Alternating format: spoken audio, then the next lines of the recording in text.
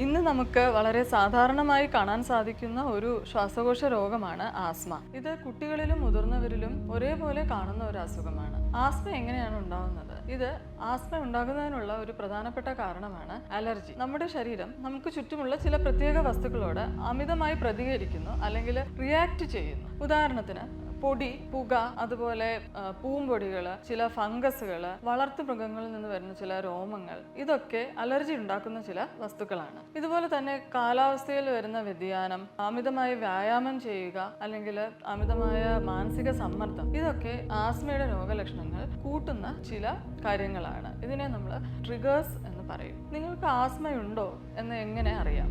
ആസ്മയുടെ ഏറ്റവും പ്രധാനപ്പെട്ട രോഗലക്ഷണമാണ് വിട്ടുമാറാതെയുള്ള ചുമ, അതുപോലെ ശ്വാസം മുട്ടൽ, വലിവ്, നെഞ്ചിന് മുറുക്കം അനുഭവപ്പെടുക എന്നിവയൊക്കെ. ഈ രോഗലക്ഷണങ്ങൾ തുടർച്ചയായി കാണണമെന്നില്ല. മിക്കപ്പോഴും വിട്ടുവിട്ടുള്ള ഇടവേളകളിലാണ് ഈ രോഗലക്ഷണങ്ങൾ പ്രത്യക്ഷപ്പെടുക. ചില സമയങ്ങളിൽ ഒരു ലക്ഷണങ്ങളും ഉണ്ടാവുകയുമില്ല. എന്നാൽ ഇത് പൂർണ്ണമായും വിട്ടുമാറാതെ ദീർഘകാലം, ചിലപ്പം ഏതാനും മാസങ്ങൾ അല്ലെങ്കിൽ ഏതാനും വർഷങ്ങൾ ഇത്തരം ലക്ഷണങ്ങൾ മാറി മാറി ഉണ്ടാവുകയും ചെയ്യും. രാത്രികാലങ്ങളിൽ ഈ രോഗലക്ഷണങ്ങൾ കൂടുതലായി കാണാറുണ്ട്. ഇനി നിങ്ങൾക്ക് ഈ രോഗലക്ഷണങ്ങൾ ഉണ്ടെങ്കിൽ ആസ്മ തന്നെയാണോ നമ്മുടെ അസുഖം എന്ന് എങ്ങനെ നമുക്ക് ഉറപ്പിക്കാൻ പറ്റും? രോഗനിർണയം നടത്തുവാനായിട്ട് ഏറ്റവും പ്രധാനമായിട്ടും സഹായിക്കുന്നത് ഈ രോഗലക്ഷണങ്ങളുടെ പ്രത്യേകത തന്നെയാണ്. അപ്പോൾ ഈ പ്രത്യേക രീതിയിലുള്ള രോഗലക്ഷണങ്ങൾ ഉള്ളവരിൽ നമുക്ക് ചില ടെസ്റ്റുകൾ കൂടി ചെയ്ത് ആസ്മ തന്നെയാണോ എന്ന് ഉറപ്പിക്കാൻ പറ്റും. ഇതിനുവേണ്ടി ഒരു നെഞ്ചിന്റെ എക്സ്റേ എടുത്ത് നോക്കാറുണ്ട്.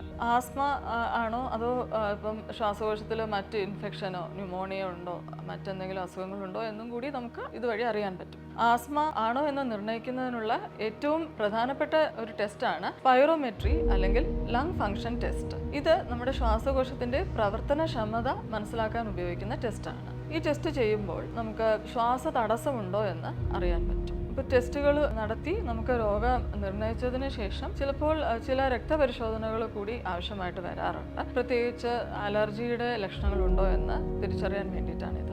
രോഗം നിർണയിച്ചു കഴിഞ്ഞാൽ വരുന്ന ഏറ്റവും പ്രധാനപ്പെട്ട കാര്യമാണല്ലോ അത് ചികിത്സിച്ച് മാറ്റുക എന്നത്. ആസ്മയുടെ ചികിത്സ എങ്ങനെയാണ് നോക്കാം. ആസ്മ ചികിത്സയിൽ ഏറ്റവും പ്രധാന പങ്ക് വഹിക്കുന്നത് ഇൻഹേലർ കൊണ്ടുള്ള ട്രീറ്റ്മെൻ്റ് ആണ് എന്ന് നമുക്ക് എല്ലാവർക്കും അറിയാം. എന്നാലും ഇൻഹേലറിൻ്റെ ഉപയോഗത്തെ പറ്റി ഇന്ന് ധാരാളം ആശങ്കകളും ഉണ്ട്. ഇതിൻ്റെ ഉപയോഗം എത്രത്തോളം സുരക്ഷിതമാണ്, ഇത് ദീർഘകാലം ഉപയോഗിക്കുന്നത് കൊണ്ട് എന്തെങ്കിലും കുഴപ്പമുണ്ടോ തുടങ്ങിയ പല സംശയങ്ങളും ഉയർന്നു വരാറുണ്ട്. നമ്മൾ മനസ്സിലാക്കേണ്ട ഒരു കാര്യം, ആസ്മയുടെ ചികിത്സയിൽ ഏറ്റവും സുരക്ഷിതവും അതുപോലെ ഏറ്റവും ഫലപ്രദവുമായ ഒരു ചികിത്സാ രീതിയാണ് ഇൻഹേലർ തെറാപ്പി.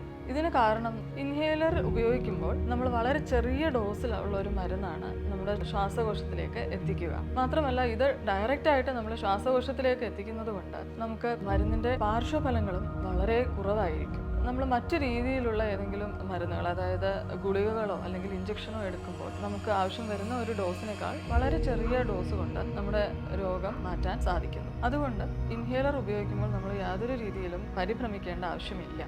ഇൻഹേലർ എങ്ങനെയാണ് ഉപയോഗിക്കേണ്ടത്? തീർച്ചയായിട്ടും ഒരു ഡോക്ടറുടെ നിർദ്ദേശപ്രകാരം ഡോക്ടർ നിർദ്ദേശിക്കുന്ന അതേ ഡോസിലും അതേ കാലയളവിലും നമ്മൾ ഇൻഹേലർ ഉപയോഗിക്കേണ്ടതാണ്. അസുഖം കുറഞ്ഞു തുടങ്ങുമ്പോൾ നമ്മൾ സ്വന്തമായി ഇൻഹേലറിന്റെ ഡോസ് കുറയ്ക്കുകയോ അല്ലെങ്കിൽ ഇൻഹേലർ നിർത്തിക്കളയുകയോ ചെയ്യാൻ പാടില്ല. ഇങ്ങനെ ചെയ്തു കഴിഞ്ഞാൽ രോഗം വീണ്ടും മൂർച്ഛിക്കാനുള്ള സാധ്യതയുണ്ട്. അതുകൊണ്ട് കൃത്യമായി ട്രീറ്റ്മെന്റ് നമ്മൾ എടുക്കുകയാണെങ്കിൽ രോഗം നമുക്ക് പൂർണ്ണമായും നിയന്ത്രണ വിധേയമായി നിർത്താൻ സാധിക്കുന്നതാണ്.